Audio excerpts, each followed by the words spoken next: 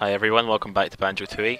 So in the last part I did pretty much everything that I want to do in this level above the sea for now. So I'm just going to head straight back underwater. Fortunately I did activate this warp. And as before, I still haven't used Mumbo to do anything to the water. I'm still just... oh my god, no. That's so dumb that it does that. You have to swim off slowly with A. But yeah, I'm still just playing it normally with the double air and the fast swimming. So it's really manageable because there's a lot of places in here where you actually can breathe.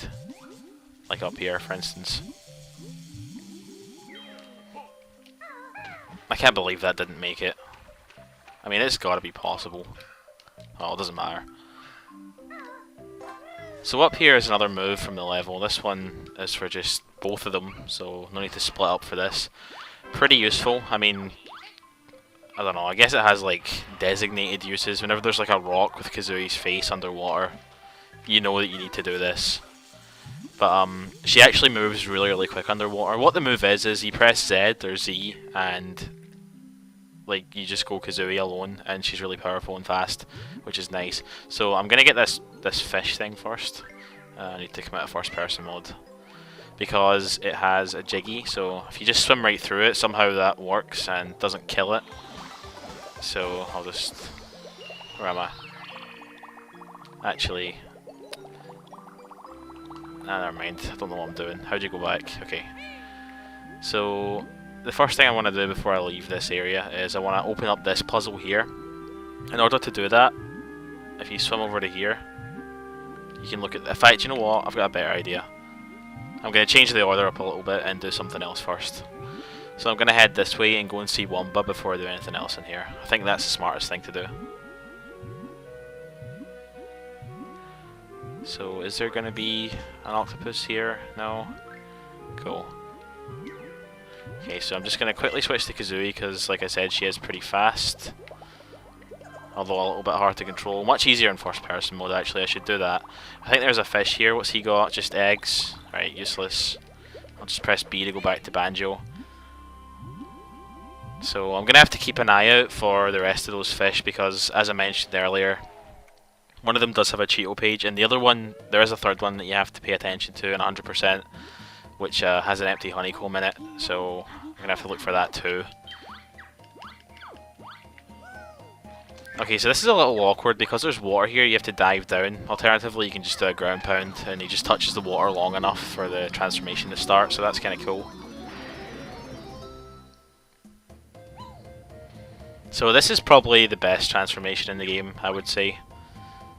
It's just pretty fun to move around with it, I guess, because you can move like anywhere since you're underwater. I'm just going to go in first person mode again. So he has lots of little missiles that he can fire, and infinite supply, so it's basically just grenade eggs. And he also has this thing, which will kill any fish that are nearby, which is really handy for getting past those big things that get in your way. So now I'm going to take care of this since I have infinite missiles instead of having to ration my grenade eggs. So the order is Pi, Sigma, Omega, Sigma, Delta, Delta. So Pi, Sigma, Omega, Sigma. Let's try and remember that. So where's Pi? I think Pi is actually this one, isn't it? Nope. I guess this is random as well then. Okay, so Pi, Sigma, Omega, Sigma, and the last two were Delta, so Delta, Delta. And I'm not going to go in there right now because you need to go in there as BK and not the sub, so just going to leave it open. There's also a treble clef in this area. I can just kill this thing with the missiles. And it's right on my path. I'm going to head down this way now. I'm going to use my little beep to get rid of this guy. Oh, it doesn't matter, he still hit me. He doesn't take damage though, so I guess it's no big deal. Okay, so inside this sunken ship there should be a box with a Jinjo in it. That's what I'm going to try and get. What colour is it? It's black. So quite a lot of the black ones actually. Usually I find that they're sort of more spread out than this, but the route that I've been taking has led to me getting quite a few of them quite quickly, but that's okay. I guess it's good to get them out of the way first anyway, since there's like more of them than any other one. Doesn't make any sense. Alright, so in this area, let's see, what's he got? Feathers, don't need to worry about that. There's a warp over here, I'm going to go and activate this, just so I don't forget later on. Although I'm not really sure if it's necessary since that guy only has feathers. This is Davy Jones' locker, so it's quite literally what it is. And there's a boss in here, so I'll go and take care of that.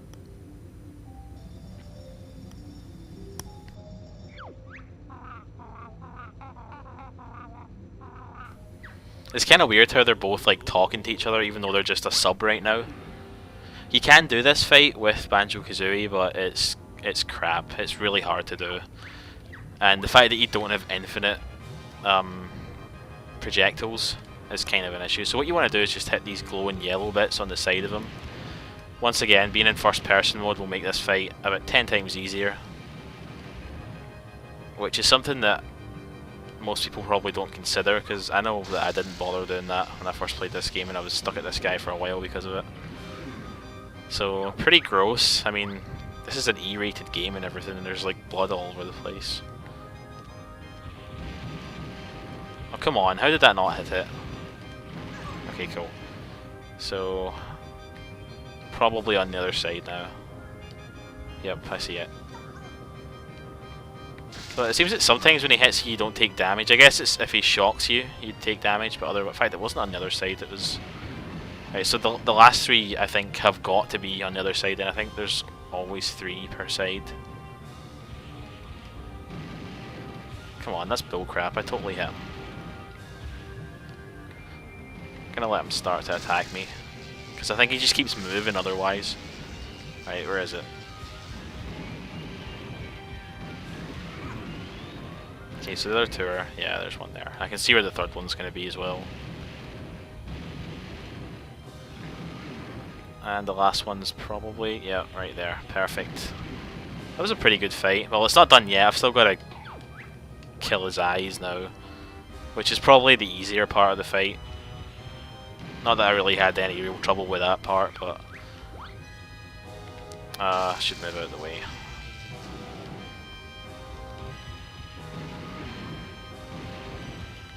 I think you actually need to let him attack you before he's vulnerable again. It just... like, your shots don't actually do damage unless he attacks you first. Then again, I don't know.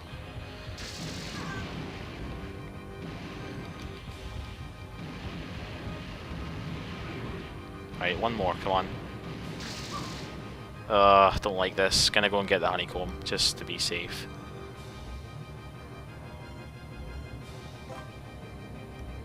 Alright, let's finish this. Oh, come on, I sent... okay, they did hit him. It just took a really long time. So yeah, he's probably... like, if you're playing this game casually and you're not doing it in first person mode and you're doing it with Banjo-Kazooie, he's probably the hardest boss in the game, I would say. The ones in the next couple of levels are all pretty easy, I think. So let's quickly grab this Jiggy. I feel like... with Banjo-Kazooie and the sub, like, he moves a lot quicker when you're in first person mode. I don't know if that's actually true or if it just seems that way because, like, you're able to aim more precisely and therefore get to your destination more directly. Not really sure. So I'm gonna blast this thing open. Wow, that was really smart. I should have known that wouldn't work. Okay, I'm gonna get some health though because I'm a little worried right now.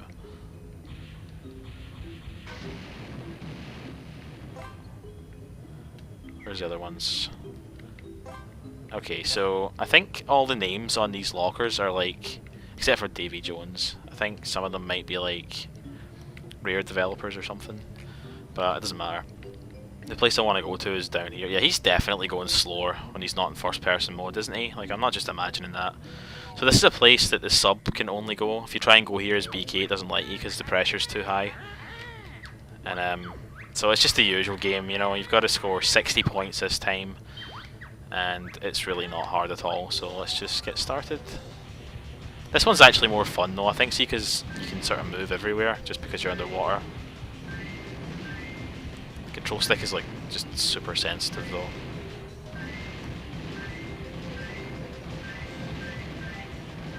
So as before, the blues are worth 3, the greens are worth 2, the reds are worth 1. I'm already halfway there, so nothing to worry about. One thing that's really cool about a Hori minipad is that there's actually 2 Z buttons on it, one on each side, so I can just mash them alternatingly. Is that a word? Probably is. And I guess it makes it a little easier.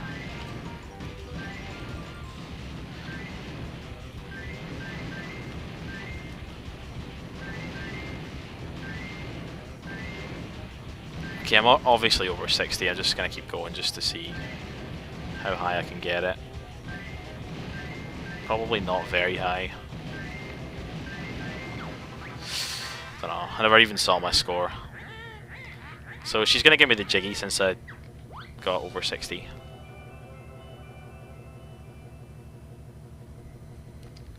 Okay, so I'm always bad at finding this platform. It's low down, but... okay, there it is. Wasn't as hard as I remember, so I was able to pause there, which is quite cool because I'm going to save and quit anyway.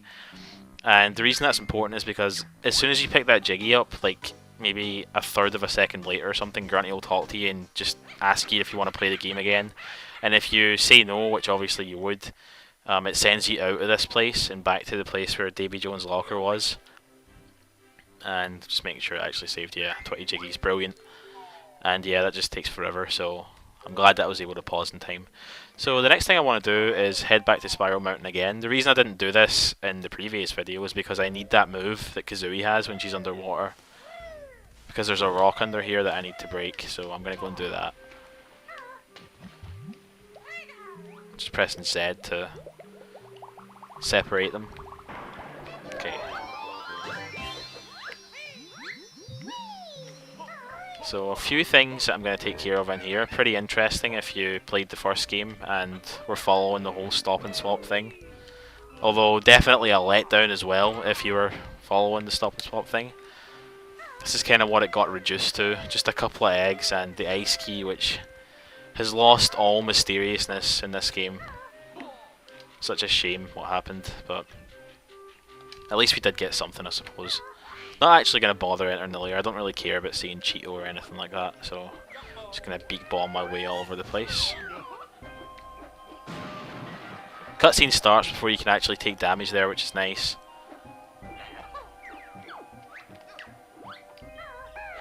Okay, so you can just kill these little N64 carts. In the Xbox version of this game, I can't remember what they are. Like, it's obviously not cartridges, is it? I have played through the Xbox one, but it was a long time ago. I think it was in like 2008 or something, so can't remember. So the next stop is on top of the waterfall, which is another place you couldn't access in the first game. Because there's another cartridge in here that I need to go and grab.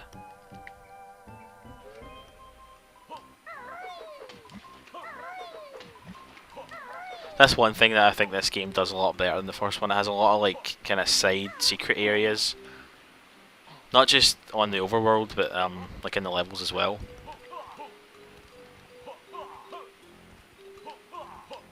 Although sometimes like the size of the levels is a little overwhelming just because it's so big, but it's mostly a problem in the later ones. Okay, so it's gonna take me years to walk out of here, so let's just end it all right now.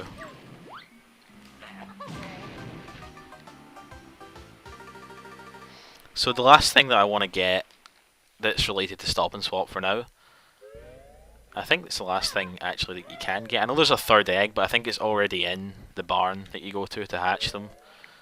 So that's pretty lame. But yeah, there's one more thing over here, the most important one, I suppose.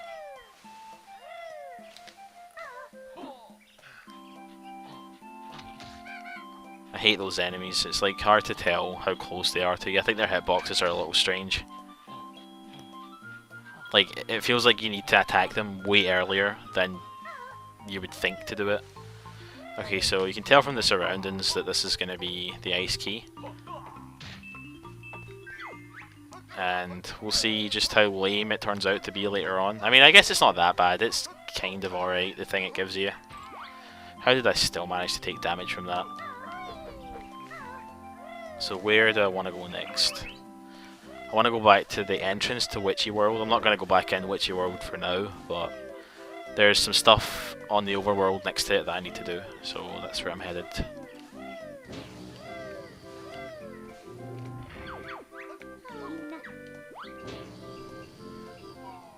I think this game has better music than the first one as well. That's another thing that I really like about this one.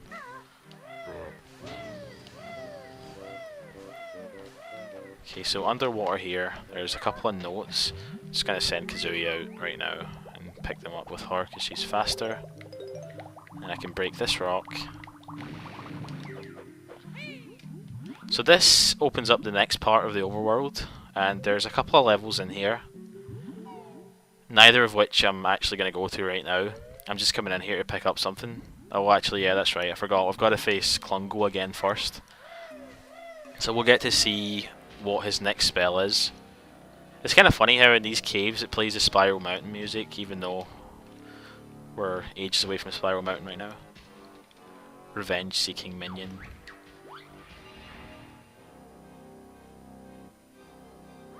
Okay, the blue potion, which one is this? Okay, it's the multiplying one, so you just need to hit the last one that comes out, which was very obviously this one, wasn't it?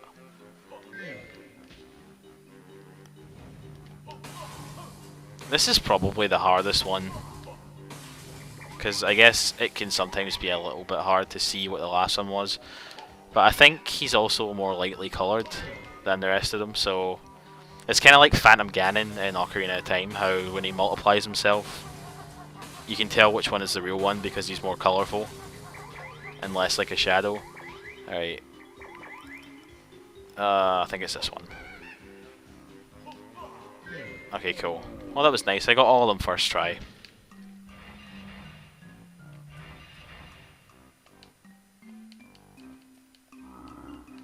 And he recovers pretty fast. Again, you can skip the first part of this text, but not the second one. Just annoys me a little bit. So I know already what his third potion is going to be. It's going to be the one where he goes invisible, which is pretty easy, because if you just pay attention to where he is when he takes the potion, you'll know exactly where to aim, so it's fine. Okay, so here's the next section, the Wasteland. There's a big dinosaur head in front of me, over there. That's where we're going to head soon. It's a pretty bad level in my opinion, but apparently a lot of people disagree with that. But before that, here's the Clockwork Kazooie eggs. These are by far the most useful item in the game. Except maybe grenade eggs, I don't know. These let you do a lot of skips and get to areas early. So the amount of cool stuff that I'm going to be showing off is probably going to increase a lot just after getting that. Before I do that... Oh, that's lame. Earlier, right, one of these is a Minjo, right? This one is a Minjo, so I'm going to kill it. And earlier, when I was playing through this section, just to make sure I knew what I was doing, they were both blue. It was a blue Jinjo and a blue Minjo, and that was the first time I'd ever seen that happen. So, yeah. I think I've got at least one of every kind of Jinjo so far, except for the brown Jinjo family. I've managed to avoid them so far. Okay, so I'm going to head back into level 1 Mayhem Temple for a little bit. There's a couple of things that I need to tie up in here. Actually, I'm going to do everything in here except for the stony kickball thing. I'm going to do that later on. So here's one use of the Clockwork Eggs, which probably wasn't intended. You can just use them to get through little things like this. I say it wasn't intended because I think they expected you to use the stony transformation to get in there, because he can fit in. But the Clockwork is much faster and cooler. So, just gonna beak bomb up here, save a bit of time. Oh, that's the white Jinjo there. I'll be picking him up in a second.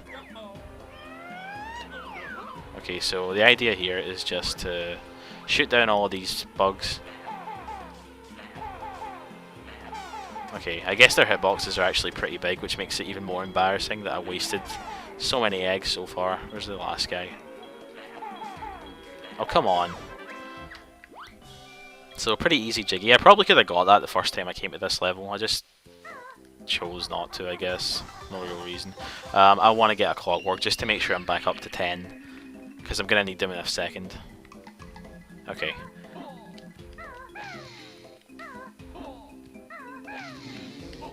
I think this is actually everything out of this level now, except for like 2 jiggies that I'm about to get, and yeah, the other one that I said about the kickball. Yeah, I'm pretty certain it is.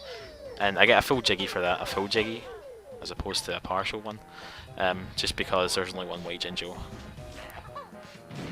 Could be doing with some grenade eggs actually, I'll just wait and pick them up. Okay, so like I said earlier, you can actually just blow that thing open with grenade eggs, no need to use the golden Goliath.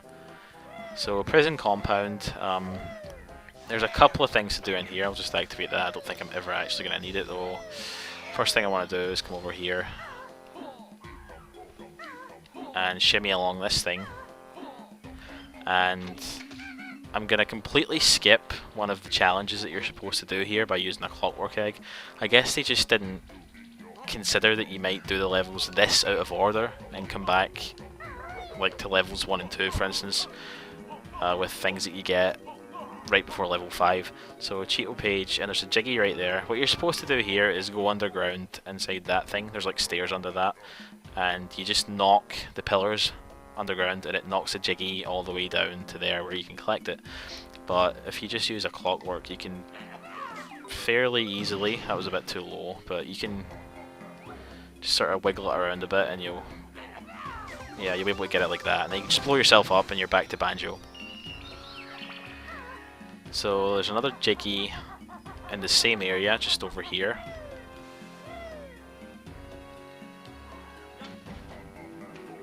I could use a clockwork for this one as well, but like I don't know, it's only like a little time saver and I don't want to risk missing so many shots because I'm pretty certain I would. So I'm just going to play it safe and just take the wading boots across. This is actually the first time I've used these in this run. They were a lot more useful in the first game. They're just kind of ignored in this one. I guess because there's like so many other kinds of shoes that you get. So I could have just fired the clockwork from like halfway across the pond there. But I want to get it that way. I'm just jumping this thing, it sends you all the way back somehow. And the next thing that I need to do in this level is to open this. Now, if you've played this game before, you'll know that the order, or at least you'll probably know that the order is random. It changes based on like the file that you're playing on. So like when you create the file, the order is chosen right there.